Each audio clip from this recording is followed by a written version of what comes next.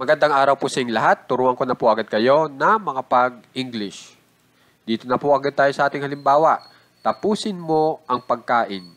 Kapag in English po yan, yung tapusin mo, maaaring i-translate nyo bilang you finish o kaya finish lang. So, ang pipili ko po ay itong finish lang kasi yan po yung laging ginagamit. Okay? Tapos, yung ang pagkain, the food. Okay? Finish the food. Tapusin mo ang pagkain. O kaya, you finish the food. Tapusin mo ang pagkain. Tapusin mo ang proyekto. Finish the project. Tapusin mo ang karera. Finish the race. Tapusin mo ang pelikula. Finish the movie. Tapusin mo ang palabas. Finish the show. Tapusin mo ang laro. Finish the game. Tapusin mo ang mga gawaing bahay. Finish the chores. Tapusin mo ang labahin. Finish the laundry. Tapusin mo ang iyong trabaho. Finish your work. Okay?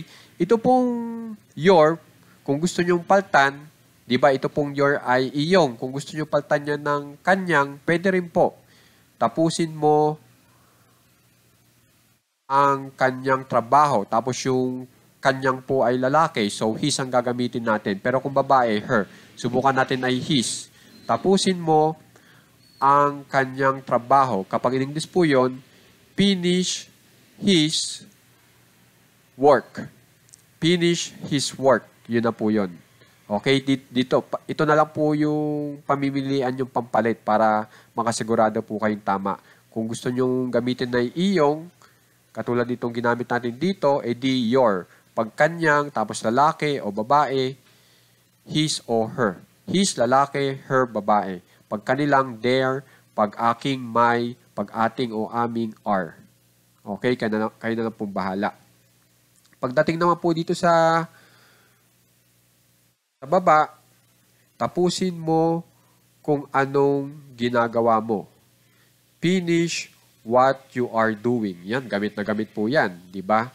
So, kung gusto nyo paltan po itong you, na kung saan ay mo, papaltan nyo ng iba, pwede rin po, katulad nitong nila. Subukan natin itong nila. Okay? Na bilang day. Okay? Tapusin mo kung anong ginagawa nila. Kapag yan ay in English, finish what they are doing. Finish what they are doing. Okay po? So, kung mapapansin nyo, yung mo po bilang you, yung nila bilang they, yung niya bilang he o she. Yung he, lalaki ha, yung she, babae para sa niya. Yung natin o namin, we, yung ko, ay itong Mario. Okay, kung mapapansin nyo, meron pa silang kasamang iba pang salita. Ang tawag po dito sa are, is, at saka am ay linking verbs. Okay, isinama ko po ito kasi kailangan po dito sa ginagawa nyong pag-translate sa English. Okay, kailangan po itong mga linking verbs na ito para maging kompleto po yung mga salita sa inyong English.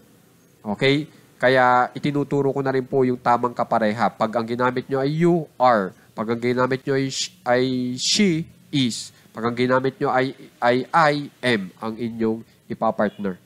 Okay? Para hindi po kayo magkamali. Okay?